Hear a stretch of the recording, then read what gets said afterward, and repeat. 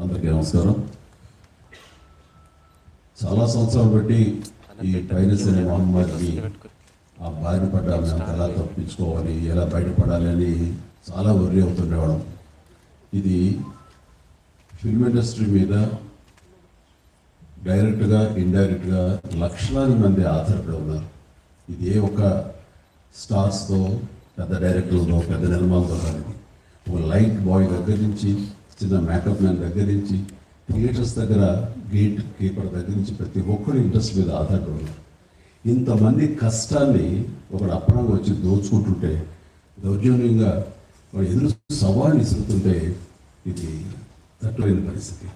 So ఇలాంటి వాటికి మార్గం ఏమిటి, ఎలా బయటపడాలి అనే దాని మీద తర్జన పడుతున్న ఈ సమయంలో గత కమిషనర్ సివి ఆనంద్ గారి ఆధ్వర్యంలోనూ, అప్పుడు ఏఎస్పి కవిత గారు, శ్రీనివాస్ గారు, అలాగే ఆయన విడిపోయిన తర్వాత దాని తర్వాత మళ్ళీ ఇది ఇలాగే ఉంటుందా, ఇలాగే ఉండిపడిపోతుందా, ఇలాగే తెరమరుగైపోతున్న సమయంలో సినిమా ఇండస్ట్రీ గురించి, సినిమా కష్ట నష్టాల నుంచి బాగా తెలిసినటువంటి, అన్ని రకాలుగా కాజు పడిపోసినటువంటి, ఎంతో కన్సర్న్ ఉన్నటువంటి వ్యక్తి మన సిపి సజ్జనార్ గారు. ఆయన చూపించిన చొరవకి, ఆయన ప్రెసిడెంట్ ట్రయల్స్కి, మిగతా ఆఫీసర్స్ అందరూ సహకరించిన దానికి ఈ రోజున ఎవరైతే ఛాలెంజ్, ఏ పైలట్ అయితే కనుక ఛాలెంజ్ విసిరేయడం దమ్ముంటే చూసుకోవడానికి అతన్ని ఈ రోజున పట్టుకోవడానికి వారు సహకరించారు. అది వారి మనస్ఫూర్తిగా వారిని, వారు సహకరించిన ఆఫీసర్ శ్రీ కవిత గారిని, శ్రీనివాస్ గారిని, ఇతర మహేష్, సిఏఎల్ని వాళ్ళందరూ కూడా మనస్ఫూర్తిగా పరిశ్రమ తరపించి, నా తరపించి నా అభినందనలు, ధన్యవాదాలు మనస్ఫూర్తిగా తెలియజేస్తున్న సందర్భంగా.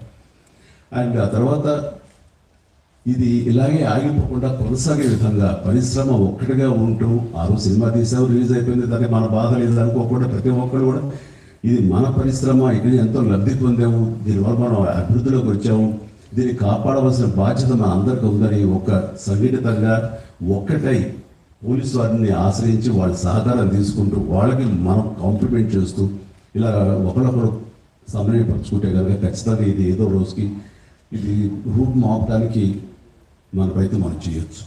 అండ్ ఇది ఈ రోజున గ్రేట్ అచీవ్మెంట్, ఈ ఐబొమ్మ నిర్వాహకుని పట్టుకోవడం. అలాగే last time Madras Tamil blasters అని అతన్ని పట్టుకోవడం. అలాగే లాస్ట్ టైం మనకి సివి ఆనంద్ గారు చెప్పిన దాని ప్రకారం ఒక 22 ఏళ్ల కుర్రవాడు, ఇంటర్మీడియట్ చదివిన కుర్రవాడు, బీహార్ నుంచి వాడు దాదాపుగా ఎన్నో వందల సినిమాలు వాడు పైరసీ చేసి ఎంతో పెద్ద నష్టం కలిగేశాడు. ఈ సంవత్సరం ఆరంభంలో కూడా దిల్ రాజు గారి గేమ్ చేంజర్ దగ్గర నుంచి తండేలు అనే సినిమా కానీ, ఇలాగా కింగ్డమ్ అనే సినిమా, ఓజీ, ఇలాంటివన్నీ కూడా దీని బారిన పడి చాలా పెను నష్టం జరిగింది. రేపు పొద్దున రాజమౌళి గారు చాలా పెద్ద సినిమా తీయబోతున్నారు. ఆయన అలాంటి వ్యక్తి మూలంగా మన తెలుగు సినిమా ఖ్యాతి ఖండాంతరాలకు వెళుతుంది. అలాంటి జరుగుతున్నప్పుడు ఇది పెను సవాలుగా ఉంటుంది, పెను ముప్పుగా ఉంటుంది కూడా మనకి. సో మమ్మల్ని అర్థం చేస్తున్నారు, మా బాధను అర్థం చేసుకున్నారు. ఇవన్నీ సాధించాల్సింది ప్రభుత్వాలు, అక్కడ పోలీస్ డిపార్ట్మెంట్లు. సో వాళ్ళు చేసి చాకచక్యంగా చేసి ఎంతో సమర్థవంతంగా సహకరించి ఇది రాబట్టేందుకు మనస్ఫూర్తిగా మరొకసారి ధన్యవాదాలు తెలియజేసుకున్నాను. జై హింద్.